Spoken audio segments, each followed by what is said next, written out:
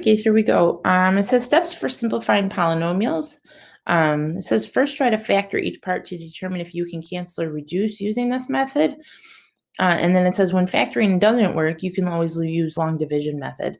Right answer in appropriate format stated in question.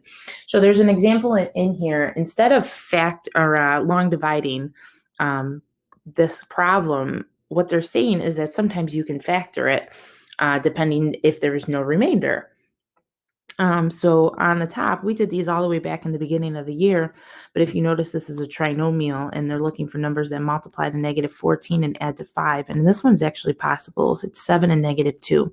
And so if I factor it into x plus 7 and x minus 2, and the bottom is a D2PS, and it factors into x plus 2 and x minus 2, and remember they have exactly the same factor, we could turn this into x plus 7 over x plus 2 as our simplified answer. All right, so sometimes your equation could possibly be factorable. If it's not factorable, then we have to do a long division, which means that there's going to be a remainder versus no remainder, and that's all. All right, so in this first question, it says simplify the following, express answers in appropriate quotient remainder form. And so usually when they tell me that means there's usually a remainder, and therefore I don't need to check what I just talked about in that text box up there.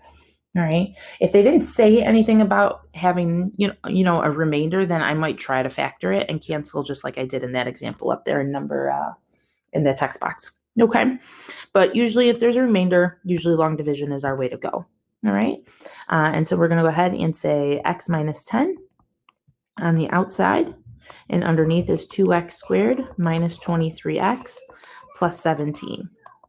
All right, so what I'm going to do is ask myself how many times does x go into 2x squared, and the answer is 2x times. And now I have 2x times x, which is 2x squared.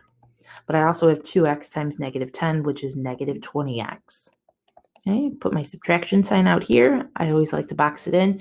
Make sure you use it every single time you do go down with a pair of like terms. All right, so 2x squared minus 2x squared does exactly what we need them to do and cancels.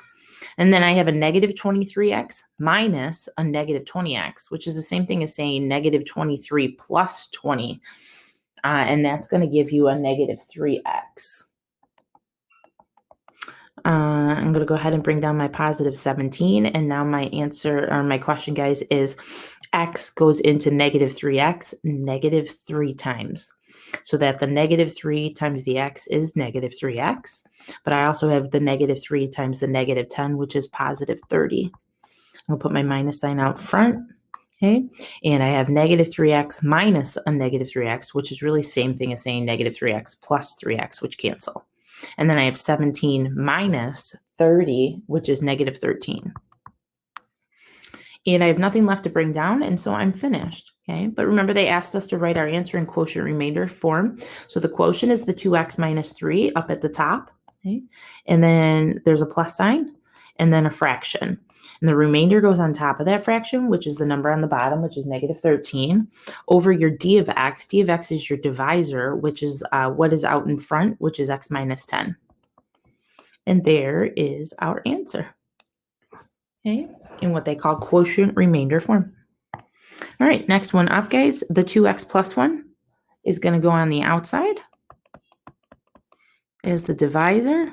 The dividend is 6x cubed minus 9x squared plus 8x plus 1. And our question to ourselves is, how many times does 2x go into 6x cubed? And the answer is 3x squared times. So that the 3x squared times the 2x gives us the 6x to the third. But it also gives us 3x squared times 1, which is positive 3x squared. Put the minus sign out in front, treat it like a button. So we got 6x cubed minus 6x cubed would cancel. And then we also have a -9x squared minus 3x squared, which is -12x squared. We're going to bring down that positive 8x. And now our question to ourselves is 2x goes into -12x squared how many times? And the answer is -6x times. So -6x times 2x is -12x squared. And then negative 6x times 1 is negative 6x. Okay, put the minus sign, treat it like a button.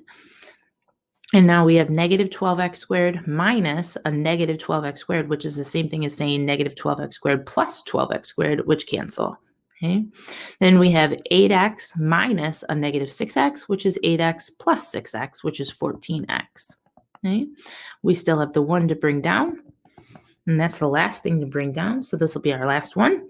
And we are asking ourselves 2x times what is 14x? And the answer is positive 7. So 7 times 2x is 14x.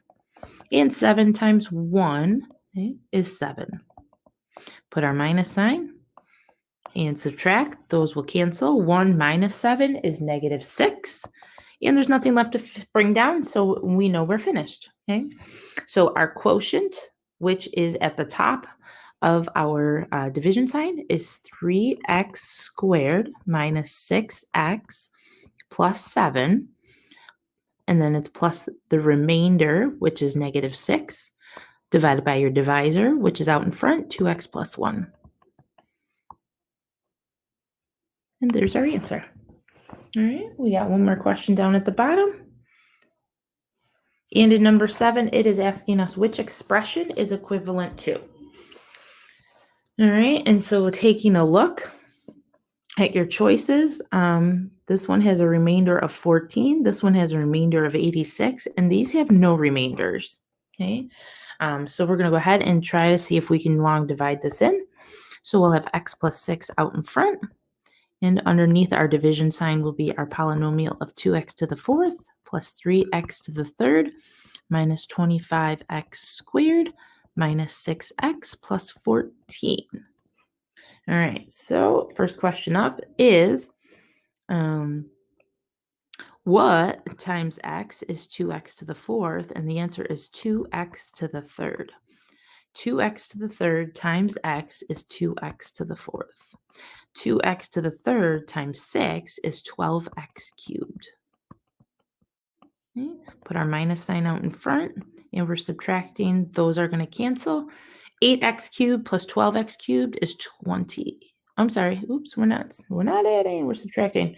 Excuse me. That's 8x cubed minus 12x cubed, which is negative 4x cubed. Okay. Coming down is the negative 25x squared. And so now we have to ask ourselves, x times what is negative 4x cubed? And the answer is negative 4x squared. So negative 4x squared times x is negative 4x cubed. Negative 4x squared times the 6 is negative 24x squared. Put our minus sign out in front, and those are going to cancel. And negative 25x squared minus negative 24x squared is the same thing as saying negative 25 plus 24, which is negative x squared. Okay, we're going to go ahead and bring down our next term, which is negative 6x. And now our question is x times what is negative x squared? And the answer is negative x. The negative x times the x is negative x squared. The negative x times the 6 is negative 6x. Go ahead and put our minus sign, and those are going to cancel. And then we have a negative 6x minus negative 6x, which is the same thing as saying negative 6x plus 6x, which is 0. However, we are not finished because we have yet to bring down our very last term of 14. Okay? And so now our question is, x goes into 14. There is nothing that we can put up there. All right.